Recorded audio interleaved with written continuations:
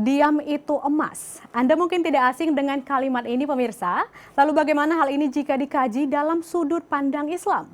Rekan kami Dinal Apriansyah akan membahasnya bersama Ustadz Ibnu Jarod Al-Jauhari dalam Bingkai Ramadan berikut ini.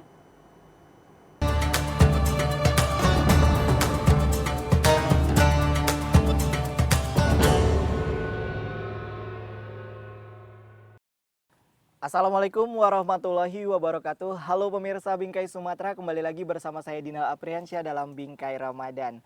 Pemirsa, kita semua pasti pernah mendengar istilah yang menyebutkan bahwasannya diam itu emas.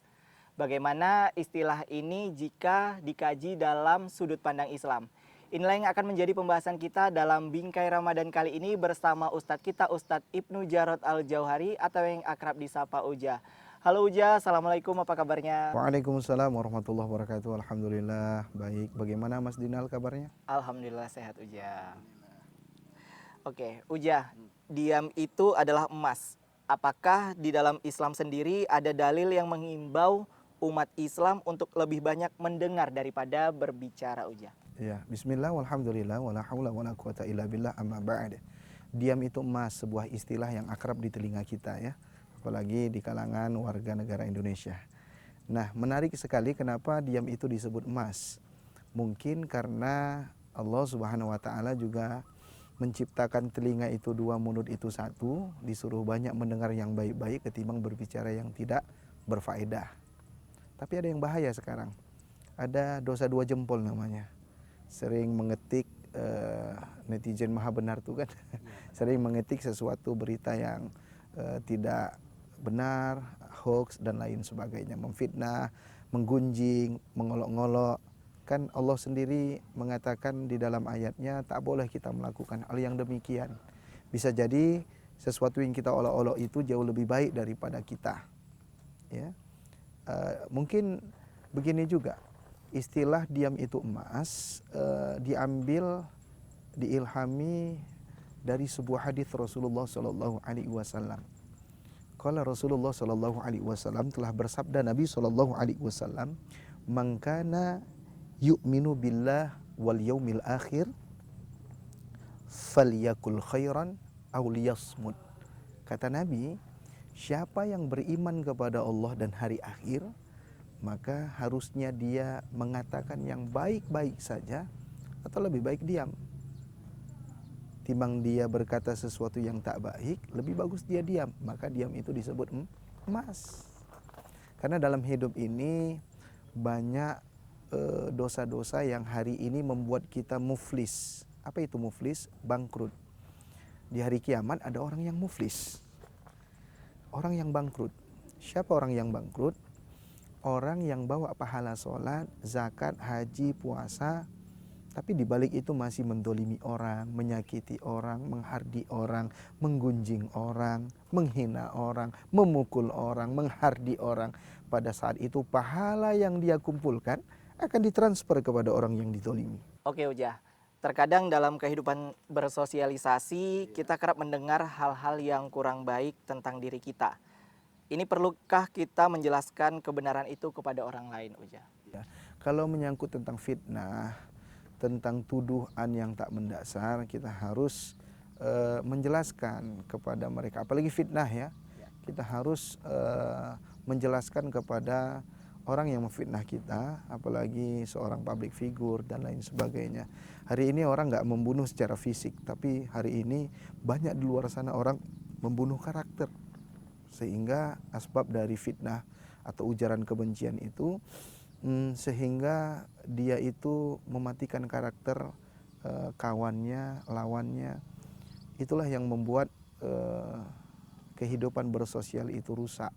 Kenapa? Karena adanya penyakit-penyakit hati seperti itu. Nah, apakah perlu dijelaskan? Ya, jelaskan semampu kita. Ketika ada fitnah-fitnah itu menimpa diri kita, bahwasanya itu tidak benar dan lain sebagainya. Karena kalau terus berlarut tidak ada tanggapan dari kita, kita menjelaskan hal yang benar. Kemudian kalau orang menuduh orang kan, dia harus mendatangkan bukti. Kalau nggak ada bukti kan bisa jadi fitnah. Makanya dalam hidup ini, kalau menceritakan keburukan orang itu namanya ghibah, Kalau nggak ada sama dia namanya fitnah. Dan ingat, fitnah itu lebih kejam daripada pembunuhan. Oleh karena itu istighfar. Ya, kalau hari ini nikmat itu diberikan Tuhan kepadanya, suatu saat ya Allah berikan kepadaku tanpa mengurangi nikmat yang ada pada lawan kita atau kawan kita. Wallahu a'lam bishawab. Lantas Uja, jika kita tidak ingin menjelaskan kebenaran itu, bagaimana cara Allah bekerja untuk menunjukkan kebenaran yang sesungguhnya, Uja? Ya, kembalikan kepada Allah Subhanahu wa taala. Ya Allah, kan gitu. Kata Rasulullah, kalau kau melihat kemungkaran, pertama cegah dengan biadih, kekuatan. Kan Rasulullah Shallallahu Alaihi Wasallam juga mengingatkan kepada kita, kalau ada kau melihat kemungkaran, cegah dengan biadih, kekuatan.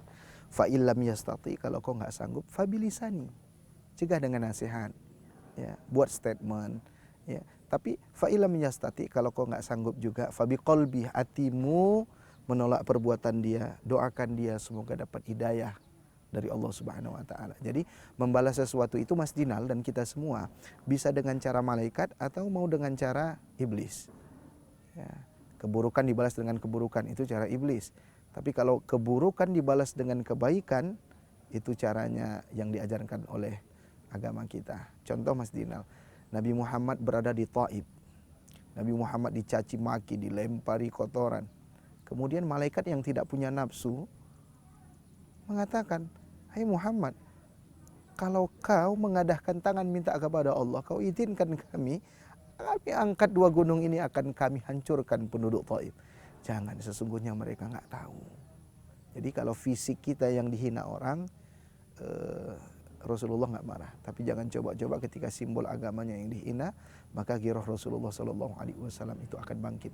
Dalam Islam, ingat Mas Dinal, kalau ingin mendapatkan surga seluas langit dan bumi yang diberikan kepada orang yang bertakwa, satu sifatnya alladzina yunfikuna fi sarra'i wad dharra, menginfakkan harta baik waktu lapang dan sempit, wal kadhiminal ghaidh, dia tahan amarah ketika dia pantas marah, wal afina 'anin nas, dia maafkan kesalahan orang lain.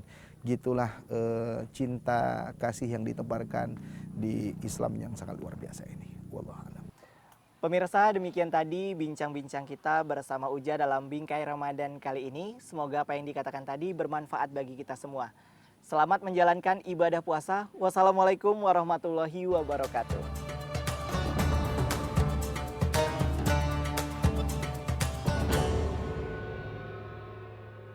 Sekian program Bingkai Sumatera. Saat ini pemirsa, Anda juga bisa menyaksikan program unggulan Dai TV di platform Dai Plus yang bisa diunduh secara gratis. Dan saksikan konten inspiratif serta menenangkan hati dimanapun dan kapanpun. Tetap semangat menyebarkan kebaikan. Saya Windy Nenggolan pamit. Sampai jumpa.